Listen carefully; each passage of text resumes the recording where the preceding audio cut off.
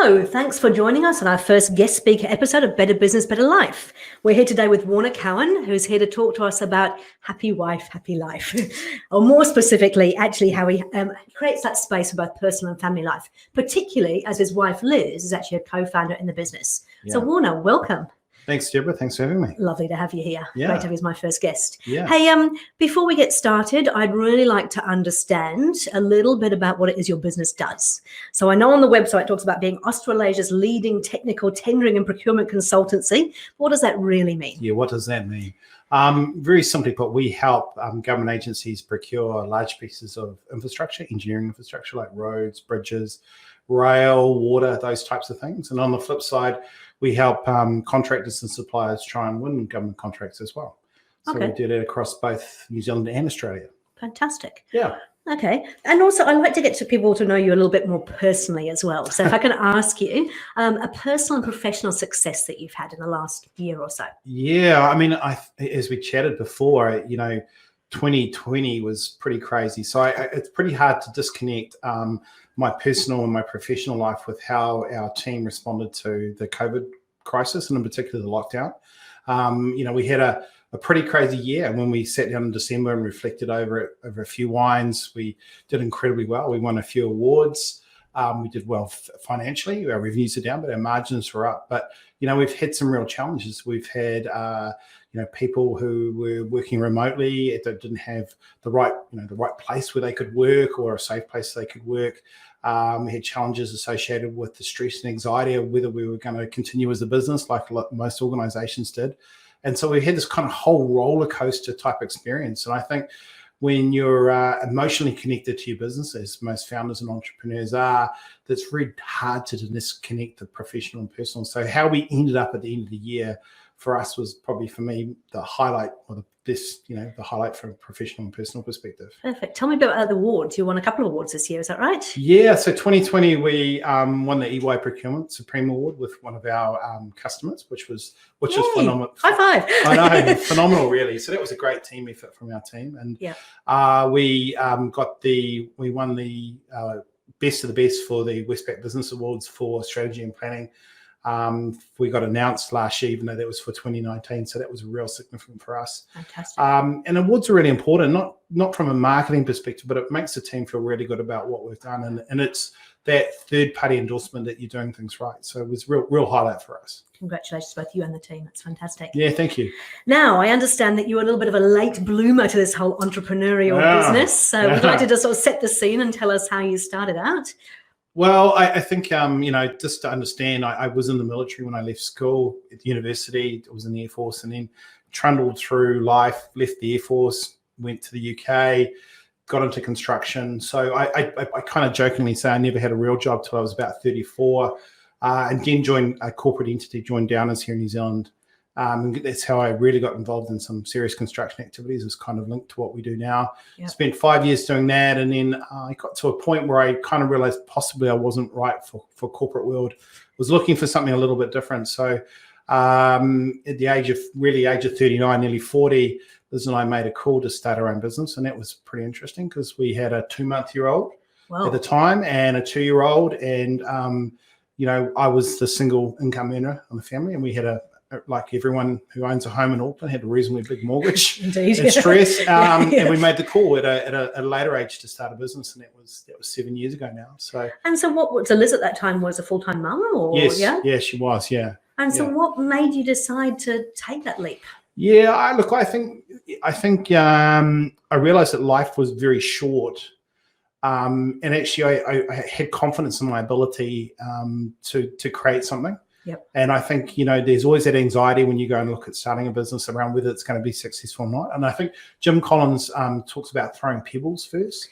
Yeah, and I kind of was throwing a few pebbles and I was kind of sussing out whether I was going to hit the target or not before I fired the cannonball. And, I was confident we had something there, and I had Liz's full support, which was really important. Yep. And so we pressed on. And I think, after 2 weeks, we've always been busy. So that's 7 years ago now, and we've come out of a garage in Sandringham here in Auckland through to. I remember those days. Yeah, you would. Yeah, through to we've got a team of about 20, which includes our board and some full and part-time contractors as well. So yeah, so we've really progressed. And do you still work full-time in the business?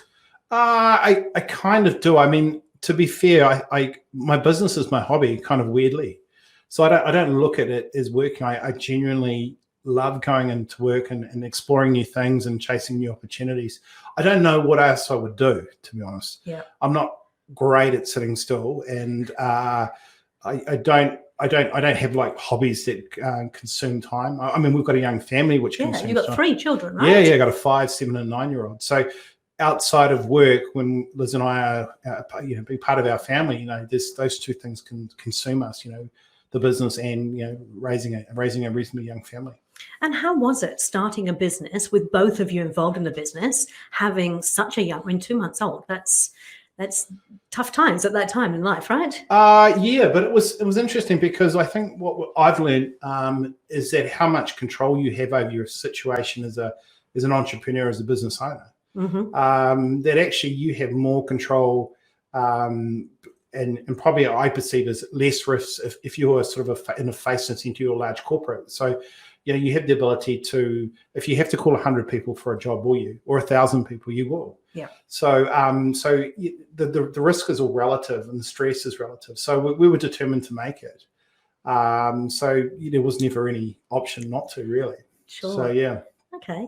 And I'm really interested because, a lot of people go into business with their partners, their wives, whatever. And the whole topic, happy wife, happy life, is not quite as it's positioned. Yeah. It's more about how do you find that balance, but also more importantly, how do you, as you said, create that space for family and business when they are so entwined, So from the beginning to where you are now, I'm guessing if I ask Liz, she might have a story to tell as well, but how would you see that's played out? It's funny when I mentioned to her that this was the topic of conversation, she kind of looked at me and with a raised eyebrow. And I've got a number of very strong, influential women who are part of my team at work, and they all laugh and think it's hilarious that we're talking about this because we're definitely not the perfect couple.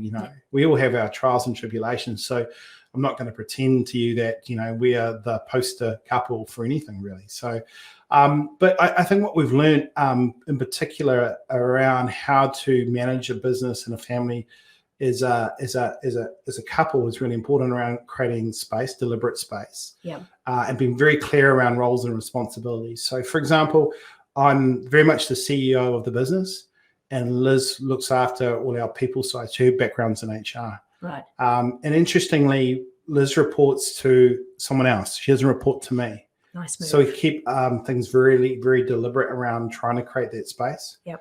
We try very, very hard not to talk about business outside of working hours. Yep. So one of the things that's really important for us is that, particularly for me, is I have to come home and decompress and not have to think about some of the challenges we have at work.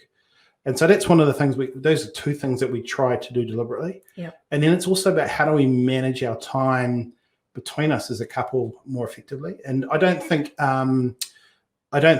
last year wasn't a good example because we were kind of cocooned together, and it wasn't. But as we try and be very deliberate around holidays. And one of the things we've always done is take 3 weeks off mid-year. No phones, no emails, where we as a family, we go somewhere where we're away from things. So that normally entails us heading to somewhere like Australia, where we just basically can disconnect. Yeah. And my team can pick up the pieces. And I can spend 100% focus and attention on Liz and the kids. So that's really important for us as a couple to make sure we have very deliberate time away. After this podcast, I'm going to head to the beach and spend some time with the kids. And we're going to probably right up till February. So we're in early January now. How do I spend a bit of balanced time with the kids at the beach as well? So, yeah. Sure. And I suppose we learn from our mistakes, don't we? Yeah. You said that when we first talked about this. What do you think have been the biggest kind of obstacles, challenges you've had? And then what have you learned from those along the way? In relation to our, managing as a couple? Yeah, I think so. But also about the business a little bit as well, I think, when I think about the challenges we have, in particular, it always seems to be around people. Yep. And because Liz and I are quite emotional people, we are very emotionally invested in our team and their personal wellness and so forth like that. So when some of our team members are having challenges, we take that very personally and we try our best to resolve it. So it can be very tricky to disconnect ourselves from that emotional challenge that maybe our team members are going through. So that for us is key. I think what we've really learned, and going back to some of the work you're doing, is the importance of having a framework and structure, and importance of mentors and those types of things when you're looking to scale and grow a business. And we got a, I think one of the eureka things that happened to us is I got involved in EO quite early on, Entrepreneurs Organisation, as you know. Yep. But also we got a business coach quite early on as well. And we were quite small at the time. We were only doing about $200,000 or $300,000 a year. But what it did is it set the structure up for us to scale and grow in a real sustainable way. Mm-hmm. That we weren't actually, growing and creating more work for ourselves. We were backfilling stuff with people and systems and processes. We've been really clear around where our target market was. And I think what that did is allowed us a very comparatively stress-free way of scaling and growing. So I think that's one of the really key important things. It was actually one of the questions I've just written down. I was thinking about the fact that you take 3 or 4 weeks away. Yeah. And most entrepreneurs that I start working with kind of go, there's no way in the world I could take 3 or 4 weeks away. The business will fall down without me. And I suppose you've just answered that in some respects, is if you put the systems and processes in place, you have the right people in the right seats, you've got everything sort of nicely structured, it actually gives you more freedom. Would that be fair to say? 100%. So, for example, the holiday concept was one of my first mentors. He said, what do we want to achieve this year? And we talked about revenue growth and new customers and, some personal stuff as well. And we were talking, he goes, you know what? When was the last time you had a really decent holiday with your family? Mm-hmm. And I said, well, probably this Christmas just gone. I said, were you on your phone? Were you checking your computer? I said, yeah, just about every day. He said, well, why don't you set a goal within 12 months' time? You take 2 weeks holiday, no phone, no emails. And that was his challenge to me. So what it meant to me was that I had to be really deliberate around selection of people. Mm-hmm. I had to find a 2IC in the business, someone who could deputize for me. I had to get a minimum of systems in place in order for the business to continue without me. And when I got home and explained to Liz, this is what I'm thinking, she booked the holiday that night, like literally. And we were going to go here. Yeah. And this is what we were going to do. So it's been phenomenal. It's a really important part of our family routine. Like I said, that strengthens the family, doesn't it, as well, by having that time together. Yeah. And you're creating memories the whole time, so that, we were, not really bummed, but we were disappointed we couldn't go away. Mm-hmm. And I think, but we've realized, we've got some great options here. I mean, kids are, we can go to the mount. I'm from the mount originally, and Pauanui and places like that. So, we shouldn't complain. Definitely not. I think we're in a very, very fortunate position over here at the moment. Yeah, that's fantastic. Okay, what were the other sort of real big obstacles that you've kind of hit in is it almost 8 years now, isn't it? Yeah, 8 years in April. Look, I think one of the challenges we face as a professional services business, and we kind of peaked a little bit. We had really good growth for the first 5-6 years. But the last 2 years, we kind of stagnated. And I think what we're finding now is, how do we productize? How do we go away from selling time to creating experiences? Mm-hmm. And we invested quite heavily in developer products and experiences. And it's been really good for us. What it meant is that we needed to really understand who we sold to and what are their core issues and challenges. Yeah. We need to be clear on who our customer was, our core customer. And then design an experience around that. And that meant that we could, rather than just selling time, we could create an experience, we could market an experience, we could train people in order to deliver these things. And then we just had our first dabble into digitizing those experiences now. Oh, wow. So, how do we create better scale through our business? So I'm really excited about 2021 in terms of where we're going. And in fact, I think we learned a really good lesson. We actually recruited some people during the lockdown. Yep. We recruited a new principal, and there'd been 3 principals, but actually getting a new principal who can run a business, who can run a subset of what we're trying to achieve, and the influence she's had, and it's been phenomenal, really. That's great. So I think we've got the courage now to invest and get some good people and pay top dollar for good people, but also be really clear about the products and services we're offering. People really are everything in the business, aren't they? 100%, What do you do if you've got the wrong person in the business? Have you ever had that experience? Yeah. I mean, when you first start, and I needed somebody, I met a guy at a pub that happened to be loosely, do a little bit of work in our space, and he was looking for work, and I grabbed them. I was just really chuffed that anyone would want to come and spend time with me, like as in my business, because I didn't feel I had the credibility as a business. But we're becoming more and more, we're absolutely very selective on choosing the right people. Yep. And we have a very values-based approach. So one of the things we were very clear on early on was, how do we define our values? And values are really important because they become the unofficial playbook of how you run a business. Yeah. So for the processes and procedures, if you empower your staff to make a decision based on values, that's all you can do, Yeah. So I think values have been a little bit overused in corporate, and they tend to be things that get stuck on the wall on a screensaver, and people pay no attention to them. So how do you keep those values alive in the business? So that's the playbook, but how do you hold people to that? Well, I think the story of our values, and we probably need to just touch on that briefly. I mean, It was one of our graduates who said to us, look, I think values are important. And I'd come from a military, which is a very values-based organization, and where you really abide and live by your values. And then I got in this corporate world where, actually, to be fair, it was quite transactional. So we abide by our values, but actually, what, if we're not making enough money, then we won't. Yeah. So I was kind of like a bit skeptical, but, I owe it to Lucy Alstom, who's in Germany at the moment, for the fact that she persevered, and we pressed on. But it was a game changer for us. And how we bring our values alive, it starts with a recruitment process. So we have an element of competency, but actually what we're trying to choose is the right person. So the right set of values to align with that type of person. Yeah. So if we get the right values in, we can build competency, no problem at all. Absolutely. And in terms of bringing them alive, it's really important. So we have things like values-based stories every Tuesday at our team meeting. So we had some this morning, but also our morning huddle is really important as well. So I think if you're trying to create an environment where people feel comfortable, then how do you create a level of vulnerability within your business as well? Yeah. So it's really important with our huddle, which is a quick catch up where, what did you do last 24? What did you do next 24? Any stucks? Yep. So what are issues or concerns? I think that the trick is, to implementing that thinking is for the leaders of the business to be vulnerable first. Yeah. So you've got to show uncertainty to your team when you're uncertain. So what that does is send a clear message to everybody that it's okay to be uncertain, and that reinforces those values, particularly if you want people to be open, honest, and transparent. Perfect. And I suppose 2020 certainly was a roller coaster year, wasn't it? There must have been times where you perhaps wondered what was going on and where this would go to. So a bit of vulnerability here. What would you say is the worst point in 2020 for you?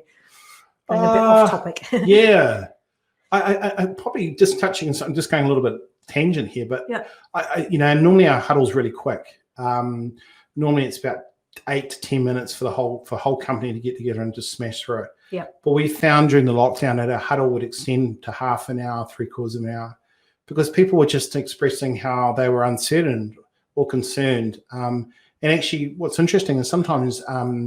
For not necessarily for everyone, but there were times where I thought that possibly where the anchor was for some of our staff was with their work colleagues, as opposed to the environment they might have been sitting in remotely. Yeah. So again, just observing the power of vulnerability and a safe place for people to work.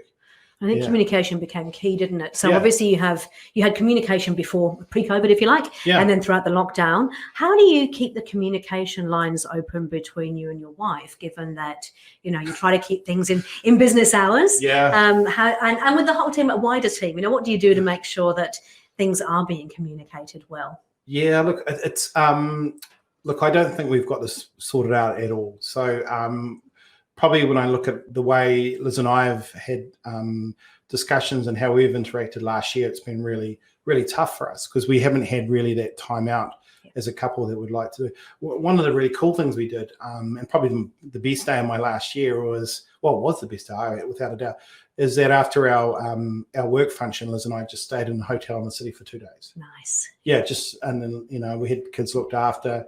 And on the Saturday, we just went to Rangitoto and we worked around and up Rangitoto, went out for lunch, just kind of really spent some time together. So that we need to be more deliberate in creating those opportunities for us as a couple just to spend time. Yeah. And that's really cool. As a team, we're quite structured around how we communicate. So we have our morning huddles, which is quite important. Yep.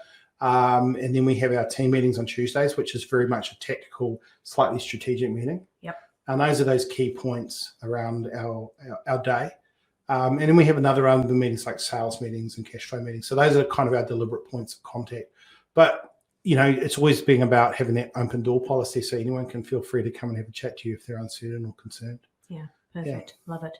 Hey, I think that's wonderful. I think we're just about at time. Doesn't it go quickly when you're enjoying yourself? Yeah. But we did we promised our listeners that we would actually give them 3 tips they could take away that they could put into action almost immediately. So just talking about some of the things we've talked about, what would you say your top kind of 3 tips are for keeping that space for both your personal and professional life?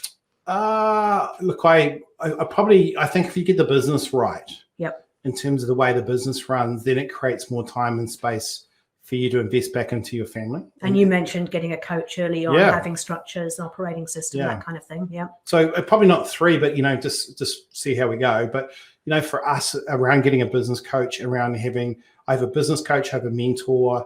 I have EO, which is Entrepreneur has had a thing called Forum, where people come together and share experiences. So I have 3 mechanisms in which I can share some of the anxieties or the challenges I'm facing as a business owner outside of my immediate work. We also have an advisory board as well. Yep. So, I invest heavily in terms of external people to provide support and guidance for me. Yeah.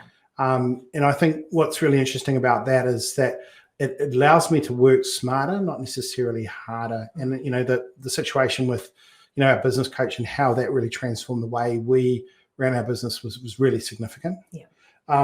The other thing, I think you can't underestimate the importance of, values-based people within your organization. And I know it's very cliche about, getting the right people on the bus, but it's so true. One good person can make significant difference to your business. Yep. And likewise, one person who's not great can destroy a business quite quickly. I agree. Yeah. So the values are really, really key. So how do we create a culture of vulnerability? Things like the huddle we talked about, reinforcing values-based stories. Because you've got to teach people how to do this stuff. You've got to teach people that are new to your business around what it is to work for our organization, be part of our team. Mm-hmm. So it's really, really important. What else did I write? I just wrote learning, actually. Yeah. It's really important. So I probably do 1 or 2 days of learning every month, whether it be through Forum or some sort of virtual learning or reading.